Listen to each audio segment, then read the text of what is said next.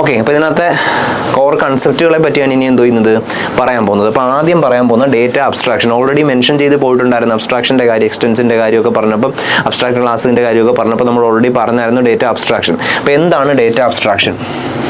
Data abstraction definition: hiding complex implementation details and showing only the essential features to the users. Okay, data abstraction എന്ന് പറഞ്ഞാൽ simple ആയിട്ട് പറഞ്ഞാൽ showing only the essential features and hiding background details. Background ഡീറ്റെയിൽസിനെ hide ചെയ്തുകൊണ്ട് essential ആയിട്ടുള്ള features നിങ്ങൾക്ക് മുമ്പിൽ തരുവാണെങ്കിൽ അതിനെ എന്ത് വിളിക്കാം? ഡേറ്റ അബ്സ്ട്രാക്ഷൻ എന്ന് വിളിക്കാം. ഓക്കെ, നമ്മളൊരു കാറിൽ കയറി യാത്ര ചെയ്യുന്നതെന്ന് വിചാരിക്കുക, ട്രാവൽ ചെയ്യുന്നു. ഈ കാറിൽ ട്രാവൽ ചെയ്യുന്ന സമയത്ത് കാറിനകത്തുള്ള എല്ലാ പാർട്സും നമുക്ക് കാണേണ്ട കാര്യമില്ല, കാരണം അത് കാണിക്കേണ്ട ആവശ്യവും ഇല്ല. നമുക്കിപ്പോൾ എഞ്ചിൻ കണ്ടുകൊണ്ടേ വണ്ടി ഓടിക്കാൻ പറ്റുമെന്ന് വല്ലതും ഉണ്ടോ? ഇല്ല. നമുക്ക് ട്രാവൽ ചെയ്യുമ്പോൾ നമുക്ക് ആവശ്യമുള്ള കാര്യങ്ങൾ കണ്ടാൽ മതി. പക്ഷേ എഞ്ചിൻ അതുപോലെ തന്നെ ബ്രേക്ക് കാര്യങ്ങളൊക്കെ അതിനുണ്ട്, ഉള്ളതുകൊണ്ട് അത് വർക്ക് ചെയ്യും. അപ്പോൾ അതൊക്കെ അതിനകത്തുണ്ട്. പക്ഷേ ആ ബാക്ക് എൻഡിലുള്ള കാര്യങ്ങളെ നമ്മൾ അതിനെ എന്ത് ചെയ്യുന്നു? ഹൈഡ് ചെയ്യുന്നു. ഹൈഡ് ചെയ്യുന്നതിന് പല പല റീസൺസ് കാണും.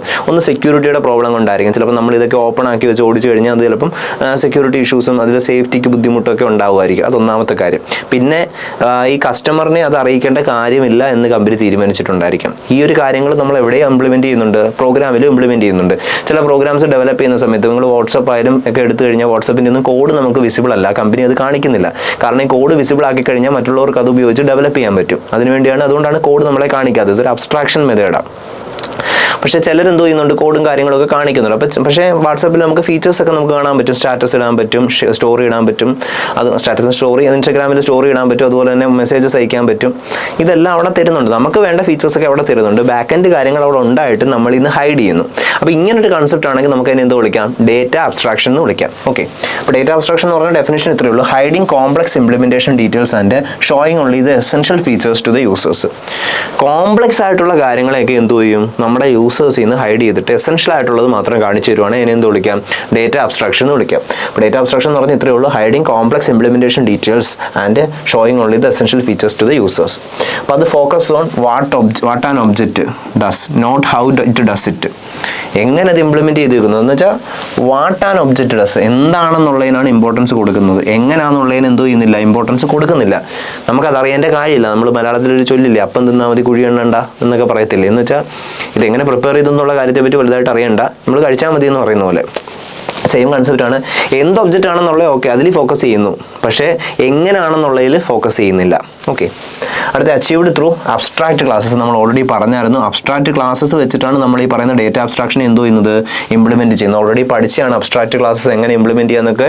തൊട്ട് മുമ്പത്തെ വീഡിയോസൊക്കെ പ്ലേ ചെയ്ത് നോക്കിയാൽ നിങ്ങൾക്ക് മനസ്സിലാവും എങ്ങനെ അബ്സ്ട്രാക്ട് ക്ലാസ്സസ് ഒക്കെ ക്രിയേറ്റ് ചെയ്യുന്നു എന്നൊക്കെ ഉള്ള കാര്യങ്ങൾ പറഞ്ഞാൽ മതി. ഓക്കെ, കുറച്ച് കോംപ്ലിക്കേറ്റഡ് ആയിട്ടുള്ള സാധനം ഒന്നോ രണ്ടോ വട്ടം കാണുമ്പോൾ എന്ത് ചെയ്യാൻ പറ്റും? ക്ലിയർ ആക്കി എടുക്കാൻ പറ്റും. അപ്പം അബ്സ്ട്രാക്ട് ക്ലാസ്സസ് ഇന്റർഫേസസ് ഉപയോഗിച്ചാണ് നമ്മൾ എന്തോ ചെയ്യുന്നത്? ക്രിയേറ്റ് ചെയ്യുന്നത്. ഇന്റർഫേസിൻ്റെ കാര്യം പറഞ്ഞാൽ മൾട്ടിപ്പിൾ ഇന്റർഫേസിൻ്റെ കാര്യവും നമ്മൾ എന്തോ ചെയ്തത്? ഓൾറെഡി പറഞ്ഞതാണ്. അപ്പോൾ എക്സാമ്പിൾ പറഞ്ഞേക്കുന്നുണ്ടോ? User interact with cars interfaces. ഒരു കാർ കയറുമ്പോൾ യൂസർ ഇന്ററാക്ട് ചെയ്യുന്ന ഇന്റർഫേസസ് വെച്ചിട്ട്, അതായത് സ്റ്റിയറിംഗ് പെഡൽസും കാര്യങ്ങളൊക്കെ വെച്ചിട്ടായിരിക്കും. Without knowing the engines internal working. Car drive ചെയ്യുന്നതൊക്കെ എഞ്ചിൻ്റെ ഇന്റേണൽ വർക്കിങ്ങിനെ പറ്റി അറിയേണ്ട ആവശ്യമുണ്ടോ? വേണ്ട. അവർ ആ ഇന്റർഫേസുകൾ മാത്രം, ഇന്റർഫേസ് എന്ന് പറഞ്ഞാൽ നമ്മൾ കാണുന്ന കാര്യങ്ങൾ മാത്രമായിട്ട് ഇന്ററാക്ട് ചെയ്യുന്നുള്ളൂ. ഇന്റേണൽ ആയിട്ടുള്ള കാര്യങ്ങളിലോട്ട് ഇന്ററാക്ട് ചെയ്യുന്നില്ല. അപ്പോൾ ജാവയുടെ ഇതിൻ്റെ ഒരു ഇംപ്ലിമെന്റേഷൻ ആണ്. അപ്പോൾ ഇതിനെ എങ്ങനെ ഇംപ്ലിമെന്റ് ചെയ്യാന്നാണ് പറയുന്നത്? അബ്സ്ട്രാക്ഷൻ. അപ്പോൾ അതാണ് പറയുന്നത്. അപ്പോൾ use abstract keyword for abstract classes. Abstract class ആണ് ഏത് കീവേഡ് യൂസ് ചെയ്യും? അബ്സ്ട്രാക്ട് എന്ന് പറയുന്ന കീവേഡാണ് നമ്മൾ എന്തോ ചെയ്യുന്നത്? യൂസ് ചെയ്യുന്നത്. അബ്സ്ട്രാക്ട് കീവേഡ് ആയിരിക്കും കോമൺ ആയിട്ട് എന്തോ ചെയ്യുന്നത്? യൂസ് ചെയ്യുന്നത്.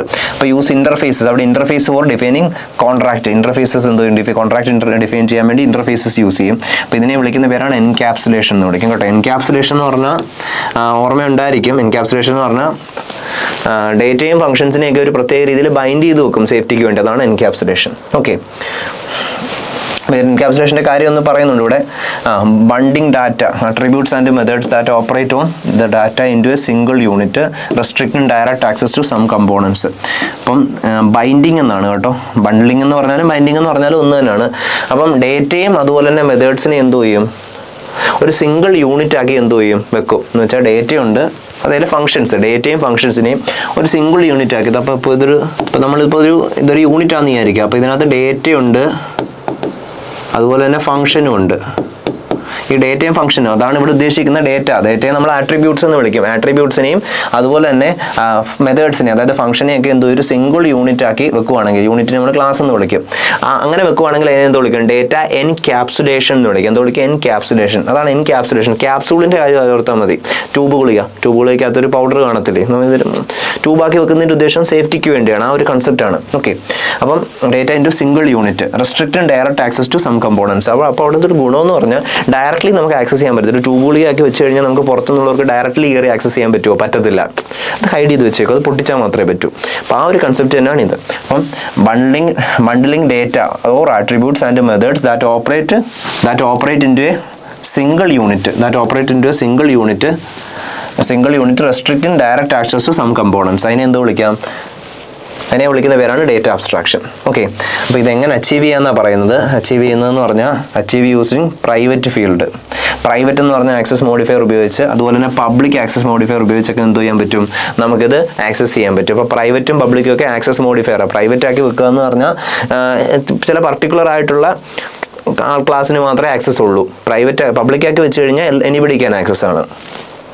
പിന്നെ അതുകൂടാതെ പ്രൊട്ടക്റ്റ് എന്ന് പറഞ്ഞൊരു മെത്തേഡ് കൂടെ ഉണ്ട്. Protect data integrity and ensure controlled access. Protect എന്ന് പറഞ്ഞാൽ ഓൾറെഡി ഒരു ആക്സസ് സ്പെസിഫയർ കൂടെ ഉണ്ട്. അപ്പം അതിൻ്റെ കേസ് എന്ന് പറഞ്ഞാൽ ഇപ്പം പ്രൊട്ടക്റ്റ് എന്ന് പറഞ്ഞാൽ നമ്മൾ പ്രൈവറ്റ് ആക്കി വെക്കുമ്പോൾ കുറച്ച് ആൾക്കാർ ആക്സസ് ഉണ്ട്. അതിൽ നിന്ന് ഇൻഹെറിറ്റ് ചെയ്തു വരുന്ന ക്ലാസ്സുകളുണ്ട്, അല്ലെങ്കിൽ ഒബ്ജക്റ്റുകളുണ്ട്. അവർക്ക് കൂടെ എന്തോ ചെയ്യും? പ്രൊട്ടക്റ്റഡ് ആക്കി വെച്ചാൽ ആക്സസ് കിട്ടും. പ്രൈവറ്റ് ആക്കി വെച്ചാൽ ചില ആൾക്കാർക്ക് മാത്രമേ ആക്സസ് ഉള്ളൂ. പ്രൊട്ടക്റ്റഡ് എന്ന് പറഞ്ഞാൽ പ്രൈവറ്റ് ആകുമ്പോൾ ആക്സസ് ഉള്ള ആൾക്കാരിൽ നിന്ന് ഇൻഹെറിറ്റ് ചെയ്തു വരുന്ന ആൾക്കാർ, അങ്ങനത്തെ ഒബ്ജക്റ്റ് ഇൻഹെറിറ്റ് ചെയ്തു വരുന്ന ഒബ്ജക്ട്സിന് എന്തോ കിട്ടും? ആക്സസ് കിട്ടും. ഓക്കെ, പ്രൈവറ്റിൽ നിന്ന് ഇൻഹെറിറ്റ് ചെയ്യുന്ന ഒബ്ജക്ട്സിനാണ് എന്തോ കിട്ടുന്നത്? ആക്സസ് കിട്ടുന്നത്. Protect data integrity and ensure controlled access. ഇത് എന്തിനുള്ള ബെനിഫിറ്റ്സ് ആണ് പറഞ്ഞത്? പ്രൊട്ടക്ട് ഡേറ്റ ഇൻറ്റഗ്രിറ്റി, ഡേറ്റയുടെ ഇൻറ്റഗ്രിറ്റി ഒക്കെ പ്രൊട്ടക്ട് ചെയ്യും. And ensure controlled access, controlled ആയിട്ട് ആക്സസ് കിട്ടും. അപ്പോൾ നമുക്ക് എല്ലാവർക്കും ആക്സസ് കിട്ടത്തില്ല. അപ്പോൾ അതുകൊണ്ട് സേഫ്റ്റിക്കാണ് ഇമ്പോർട്ടൻസ് കൊടുക്കുന്നത്. അപ്പോൾ ഇതിൻ്റെ എക്സാമ്പിൾ കൊടുത്തേക്കുന്നുണ്ടോ? ഒരു bank account balance is private. Account balance എന്തായിരിക്കും? പ്രൈവറ്റ് ആയിരിക്കും.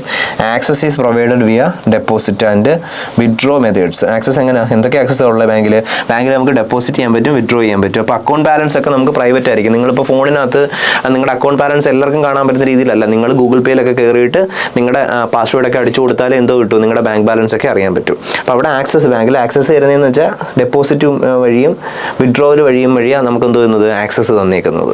ഓക്കെ.